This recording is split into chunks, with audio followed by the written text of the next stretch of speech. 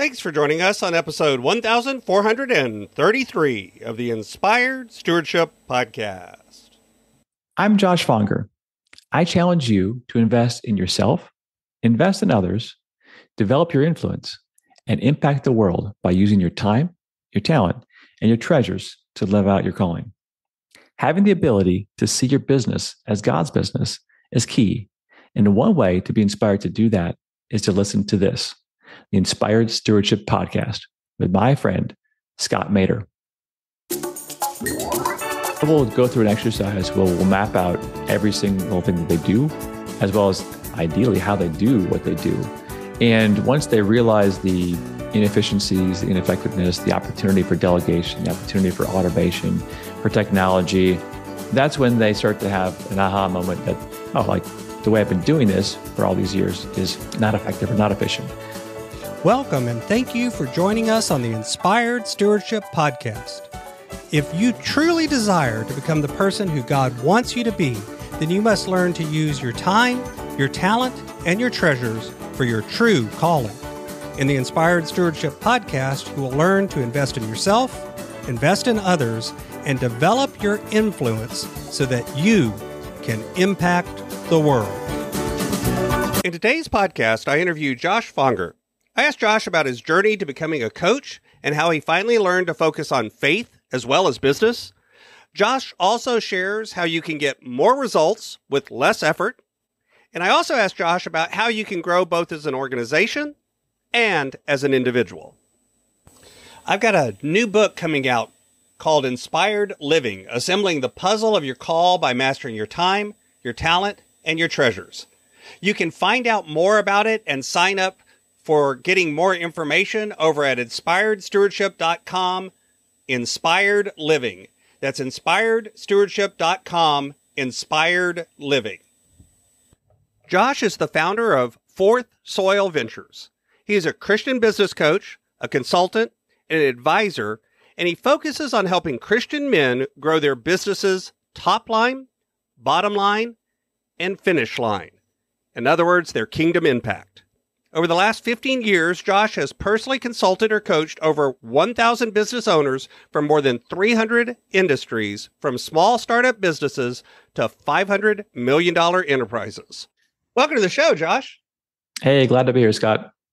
Absolutely. So I talked a little bit in the intro about some of the work you do as a Christian-focused business coach, consultant, all of those things.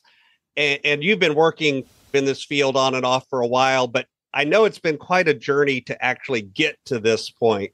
Would you share a little bit about back up? How did you get here? Yeah, so the quick recap is undergraduate degree in architecture. Then I ended up getting an MBA, so in business. And my early career was in real estate development, commercial real estate. And I was one of the casualties of the 2007-8 crash. And at that point, lost everything and really had to figure out what I was going to do with my life because I could not find any work in real estate. I had a few kids and I needed to do something with my life. And the only job I could find was to be a business consultant, which was not what I had wanted to do with my life. I actually wrote an essay in college about why you shouldn't hire a business consultant.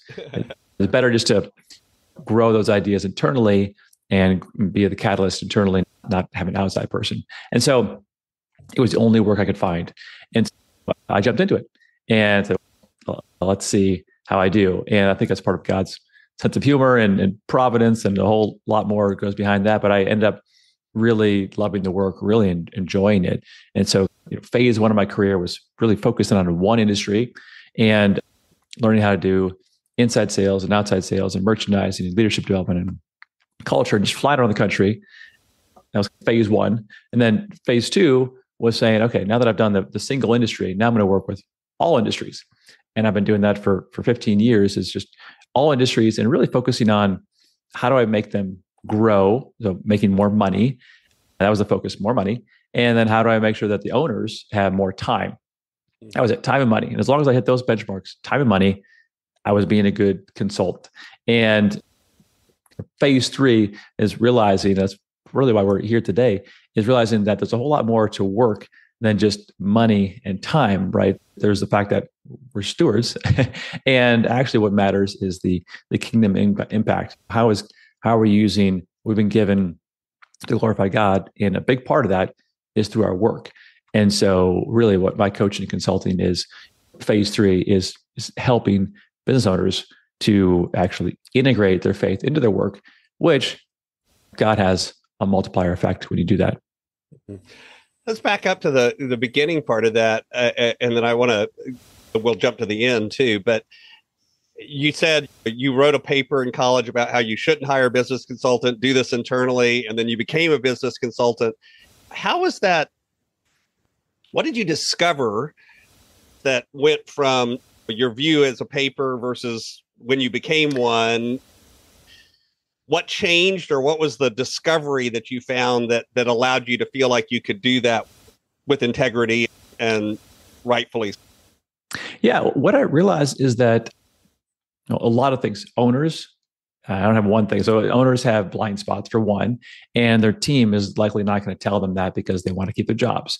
Right? So there's a lot of fear, there's a lot of hiddenness, and being an owner is very isolated. You can't actually share what's going on with the financials, what's going on with the culture issues, what's going on with a lot of aspects of the company, because your staff maybe shouldn't hear it, can't hear it, doesn't know how to react to it. And so it's very isolating. And then there's a lot of skills that are happening out there in the marketplace, innovations, changes, and trainings that owners, they're so in the weeds of their own business that they're not aware of. And so those new ideas, those new innovations, those new ways to do business, they're not expert in, they don't have the time to get trained in it. And so an outside person can be that catalyst for new initiatives, new projects, new ideas, and integrating ideas that their team can't necessarily tell them. So there's a lot of benefits in having an outside person. And of course, scripture backs it up by saying, hey, like having an outside advisor, having any advisors is a good thing.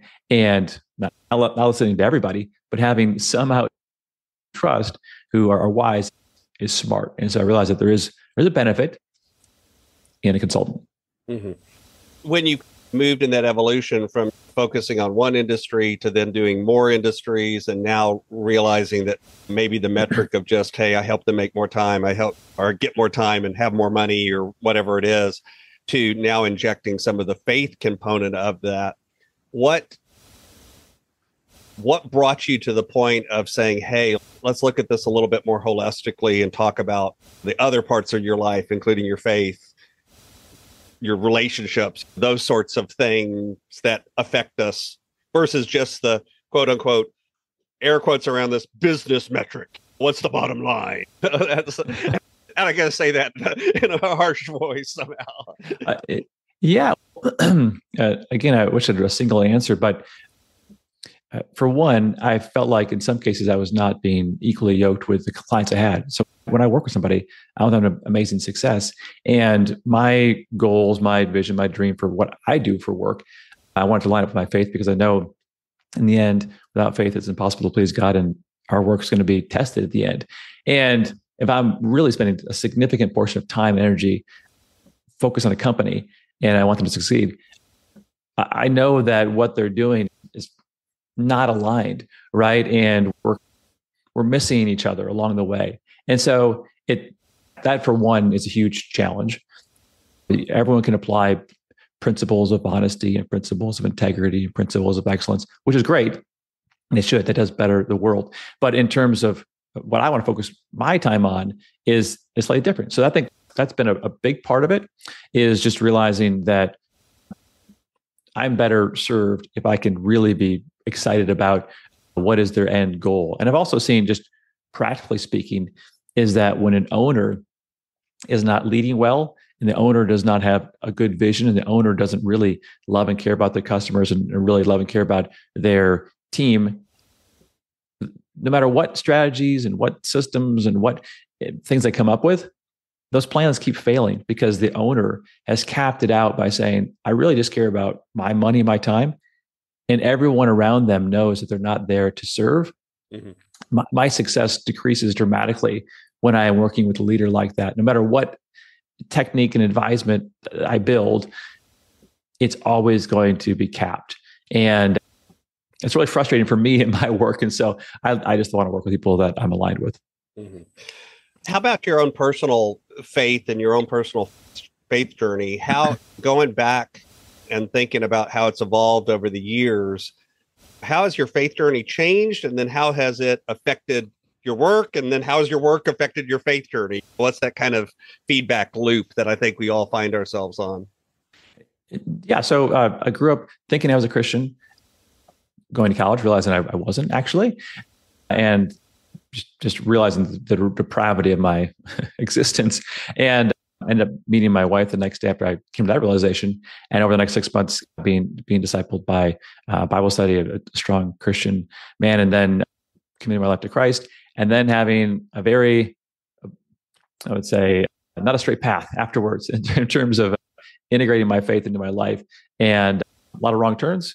But God is faithful, God is patient, and thankfully, He's continued to reveal different aspects where I wasn't integrating my faith into practice. And with business, it's a great example because I would say that a lot of my life has been separated, as in here's church life, family life, everything else. Okay, now it's work. Okay, well, I work, this is what matters. And again, the bottom line. And then realizing that actually God does care about work. He created work. He created Adam in the garden, said to work it, and wants us to be fruitful and multiply. And so there's a way to do work that actually can be worshipful, that can actually be loving, it can actually be serving. And that's been the evolution, is realizing that me reforming my work and my clients' work is going to actually produce way better results and eternal results. And so I like to say that I focus on companies' top line, their bottom line, and the finish line. So in the end, when God reveals His judgment upon our work, He can say, "Well done." And so that's been the evolution, and that's been the sanctification that God's done in my life. And I just want to be a part of working with other business owners who are aligned with that, doing that same journey. Mm-hmm. When you think about faith and work, like you said, I think a lot of us struggle with that idea of keeping it separate, right? And again, in the workplace today, a lot of times there's a struggle with how do you integrate faith in a way that's still respectful and considerate of others and all of those things. How has that part of the struggle affected what you do? Yeah. What I like to think about it is, so if you're growing your top line, and this has to do with doing good work. So there's a lot of work in this world that as you produce more and as people buy more of it, it doesn't produce good. An example of that would be if you're a drug dealer, okay, like you're producing more, you're selling more, your customers are happy, you're happy, like you're not doing good work, right? So it starts with actually producing something that's going to be helpful. Let's say that you're an electrician, or you're a landscaper, you're a doctor, like you're doing something good, you're doing something helpful in the world. That's great. Now, doing more of a good thing is better than doing less of it, because you're going to be helping more people. And to do more, you're going to need to have more workers help you produce that. And so I think that the first aspect is that if your work is expanding and multiplying and it's good, it's actually helping, and it's done to the glory of God, that's good. You should grow it as much as you can, right? Because that's the first thing, is that you're multiplying good. The second thing is the bottom line. You're going to be doing it effectively, efficiently, being a good steward of it, doing it excellently. That's also good, right? That's going to be a reflection of God's ordering chaos, right? So those two aspects, is if you can work hard and do it that way, that's awesome. Do more of it. I'd love to be a part of it. And then the last thing is, finish line, is there should be a creation of more through the process: abundance, wealth, time, resources. And you can do that. Like what God says, that the rich should be rich in good works, right? And be generous and be helpful. And so if you're given that leadership opportunity in work and you're excelling in your work, then you have even more to give: more time, more talent, more treasure. And whether that's growing your current business, whether that's helping family, the poor, you name it. But I think that it's capping your business and saying, well, I want to cap my business so then I can do some ministry. It's business is my ministry, and I'm going to have it flourish, and I'm going to use it not to just flourish myself, but to flourish everyone that God has put in my life. And that, I think, is the idea there of multiplication. The idea there of abundance is not my business works, now I'm rich. It's my business works, now I'm rich in good works. And that would be the way to think through it. So when you think about the processes that you actually use, let's think about a business owner that's out there that maybe is hearing some of what you're sharing is, okay, this is an area where I need help. Maybe I do need to bring in an outside person. What are some of the processes you use to actually help the organization and the individual along that way?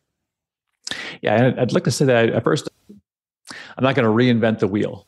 Business is business, time is time, money is money, people are people. Like, there's a lot of fundamentals and a lot of information that's out there today that 20 years was not out there. So it's out there. So what I do is, because I've been doing this for 15 years with a lot of clients, is that I'm going to assemble what they actually need to hear and see and do, and then help them apply it in an organized, methodical way to get the results. And so a simple framework would be, hey, we're going to pray together. We're going to assess. So every client I start with, I do a full assessment of their business, all aspects of the business, their operations, their sales, their finance, their HR, all those things. And then really understand, so what is your goals for your business? What are the problems for your business? What are the projects for your business? And once I know that, then build a plan. Very simply, build a plan, whether it's a short-term, medium-term, long-term plan, and then work them through a framework. And the framework that I use is, for one, we want the owner to grow as a leader. So every session, they want them to grow as their leadership. Second, I want them to grow in their knowledge and experience with a specific focus area in business that is weak, or that is an opportunity, whether that is sales, that is pricing, that is positioning, whether that is whatever the aspect of the business fundamentals they're missing. And then we're working on their projects, making sure those are going forward, those long-term projects. And then hot issues. So hot issues basically is what happened today, last week, last few weeks, that is urgent and important, and you've got no one else to talk to. And I'm here because I have worked with a lot of companies through problems. It's cleared out of the way so we can continue to work on the long-term vision for the business. And then lastly, I think you do some coaching as well, is accountability is huge. I used to be a personal trainer. Everyone knows how to exercise for the most part. Everyone knows how to eat healthy, generally speaking. But it's the accountability. It's someone there who is your cheerleader, your advocate, who's focusing you on what you want to focus on. And I think that's a huge part of coaching. So when you're working with a business owner, going back a little bit, you talked earlier about the time money idea of how, and I think for a lot of us in small business, all of those things that you just mentioned are so important. Accountability, having somebody else that's outside of not in the forest, that can help us see things and all of that. But I do think a lot of business owners still have at some level that goal of, hey, I need to get more done. I'm only one person. I've only got a team of so many people. How can we magnify the results we're getting, and not necessarily just make more money, but even magnify the results we're getting, and yet not have to just work 9,000 hours a week? That kind of, how do I do it without killing myself? How do you think about that idea of managing more results with less effort? Yeah, great question. And it's a problem that everyone has, because everyone is at a point where they have maxed out on their time, because you're already using all of it. And for a lot of people, they're also maxed out on their money. They feel like they've capped out on their time, they've capped out on their money, and they're stuck. And I think that is the reason why you bring on someone from the outside, because they're able to dissect. That's what I do, is analyze what you are doing with your time, what you are doing with your money, what you are doing with your resources, which might be your people or your warehouse, your inventory, your website, the different assets that you have that are under your control, under your stewardship in your business. And as an outsider, what I'm going to do is give you the structured plan to leverage, to expand, to multiply those things.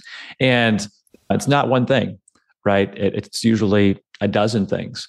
And what owners of companies don't need to hear is a dozen new ideas, because if they go online, they can hear 1,000 new ideas. What they need to hear is the right idea they need to apply today, followed by the next idea they need to apply tomorrow. And if they can have the right person to give them the sequence of ideas that are going to actually make a difference, I think that's what matters. And it's the most common thing is people are out of time and they're out of money. And step one, I'll just say, typically has to do with cutting waste out. And I try to cut the waste out of people's time and money first so that they can have some perspective, so they can have a little bit of cushion. And then we start to build things back into those free time spaces that are going to propel their business forward. When you are working with somebody, what's some of the resistance that people have to actually making the changes that they need to, and how do you help them overcome those? Yeah, the resistance tends to be in habits, right? So habit form is hugely powerful. And so again, I will go through an exercise, we'll map out every single thing that they do, as well as ideally how they do what they do. And once they realize the inefficiencies, the ineffectiveness, the opportunity for delegation, the opportunity for automation, for technology, that's when they start to have an aha moment that, oh, like the way I've been doing this for all these years is not effective or not efficient. I had a client once where they have been doing their, we'll call it their employee turnover. So they had 2 lines of staff. They had their 20 employees in the machines. First shift, they had another 20 employees in the machines. Second shift, this is a factory in Michigan, a small parts machine shop. And for them, they had a way they were doing their work. And he said, hey, Josh, I'm already running this pretty efficiently. So let's just take a look. Let's just look at how you do one aspect of your business. And it was this transfer. And realized that the transfer of employees from first shift to second shift took 15 minutes of overlapping time. We analyzed it, wrote down a new way to do it.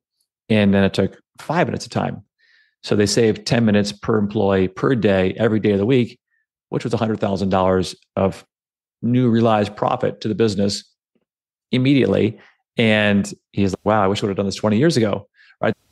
There was opportunity there. And again, he thought that he had already achieved the best way to do something because he'd done it so long. And I think that old habits are like that. And again, this is one of the big benefits of having an outsider saying, hey, there is a better way to do this. I've seen it done before. Let me just poke in here. And then, of course, the accountability comes in that we're actually writing down the new way, holding someone accountable to that new habit, measuring to make sure it does happen. And the thing is, once people find there's a better way to do something and they've applied it for a few weeks, it usually sticks because it's a better way. And that comes back to getting people's vision on excellence and doing things a better way and transforming a culture of a company where it's not just the way you want to do it or the way I want to do it. It's what is the best way. And I think it, again, ties back to stewardship, is that it's not about how everyone else is doing it or how I want to do it. It's about a perfect God and how would a perfect God want it done. And that really drives people towards a higher level of excellence than they would just have on their own. So I've got a few questions that I like to ask all of my guests, but before I go there and ask those questions, is there anything else about the work that you do that you'd like to share? The thing that I would like to share, and this is a repeat of something I already said, but Proverbs 12:15 says, the way of a fool is right in his own eyes, but a wise man listens to advice. And I'm just not saying that to everybody but me. I'm saying that to myself too, is that it is wise to get wise counsel. And it is very easy. I do it. Everyone does it, to think, hey, I have all wisdom and I have decided this and it's right. And the natural thing is to think basically everything you do is right in your own eyes. And it's smart to get people to help you along the way.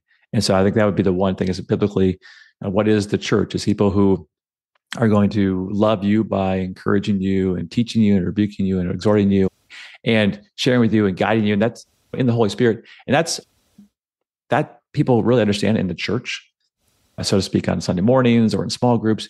But if you're spending 40 plus hours a week working, then that is a similar environment. That's probably more time where you should be being the church at work, right? Having that integrated, that whole church philosophy of encouraging and teaching and rebuking, that needs to be integrated into the rest of your life, into your business, and make sure that you are not just talking about how do I raise my kids and how do I be a better spouse, which is really important, but your work too. And make sure you have advisors for that as well, and a team for that as well. And you're focused on that as well, because that is a big part of what you're doing on this planet. And it's a big part of how you're going to be ultimately judged. So my brand is Inspired Stewardship, and I run things through that lens of stewardship. And you've mentioned the word stewardship a couple of times, but I've discovered that's one of those words that means different things to different people. So can you share, what does the word stewardship mean to you, and how has it impacted you? Yeah. So for me, it means that everything in the world is God's. My life, my breath, my everything, which includes my business. And so if that's the case, and I've not done this perfectly, and nor is anyone, but want to, is that instead of looking around to how other people do their life, or looking to how I want to do my life, it's looking to God's perfect standard of how life is supposed to be.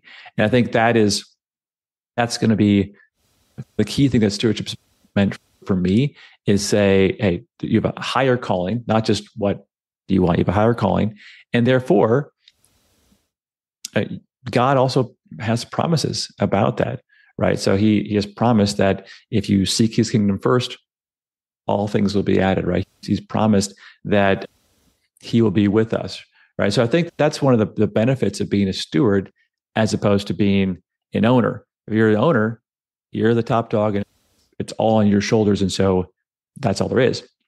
If you're a steward, there's actually someone above you who owns all things and is all loving and is all powerful, and therefore do the best with all you can, work heartily unto the Lord.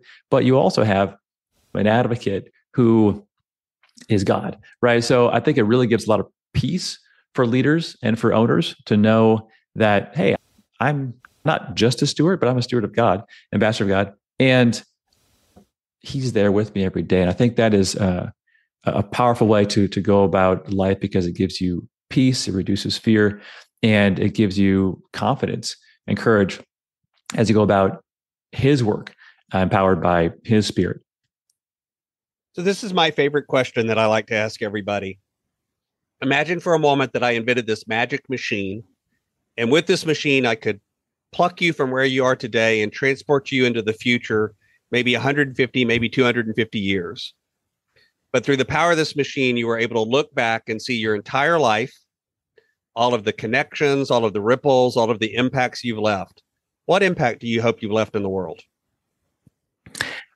I would say more disciples of Christ. And the two frameworks that I'm focused in on is one, my family, with my wife, with my kids, with their future kids, grandkids, really just and anyone that we interact with, to be disciples who produce disciples, multiplying. That would be the first thing. That's why my company is called Fourth Soil Ventures, right? The fourth soil in the four soils parable. And the other big avenue is that the 40 plus hours a week are spent working. I want the same kind of impact. As companies' top lines grow, they're going to be impacting more people at bottom lines similarly, and their finish lines. And so if I can do that, it should be a multiplication effect, right? That's the way the gospel spreads. It's not necessarily one to one, it's one to many. And I don't want to put a cap on what that's going to look like. I just want it to grow. I want it to be healthy. Of course, it's going to be pruned along the way, but the more thousands of people impacted that way, the happier I'll be. So what's coming next? What's on the roadmap as you continue on this journey? More of the same. Yeah, I love what I'm doing. I love working with my clients. I just want to do more of the same, right? So like you, stewarding my time, talent, and treasures, and helping my clients grow their top lines, their bottom lines, and finish lines, and doing it all for God's glory. And so I think that's, if I can do that the rest of my life, I'll be very happy. But I also know, based on experience, that God has plans I don't know about. And so I'm just taking care of today, and that He has a great future just for all believers. And so trusting that and being a willing vessel for Him. And so I don't want to cap my future, but that's as far as my eyes can see right now. You can find out more about Josh Fonger over at fourthsoilventures.com. And that's the number 4th soilventures.com. Of course, I'll have a link to that over in the show notes as well. Josh, is there anything else you'd like to share? Yeah. So if you are a Christian man and you own a small business and you're looking for a business coach to help you grow, I'd be happy to talk with you about your current challenges, your future goals, and see if it'd be right for us to work together. Thanks so much for listening to the Inspired Stewardship Podcast. As a subscriber and listener, we challenge you to not just sit back and passively listen, but act on what you've heard and find a way to live your calling. If you enjoyed this episode, please do us a favor. Go over to inspiredstewardship.com/iTunes rate, all one word, iTunes rate. It'll take you through how to leave a rating and review and how to make sure you're subscribed to the podcast so that you can get every episode as it comes out in your feed. Until next time, invest your time, your talent, and your treasures. Develop your influence and impact the world.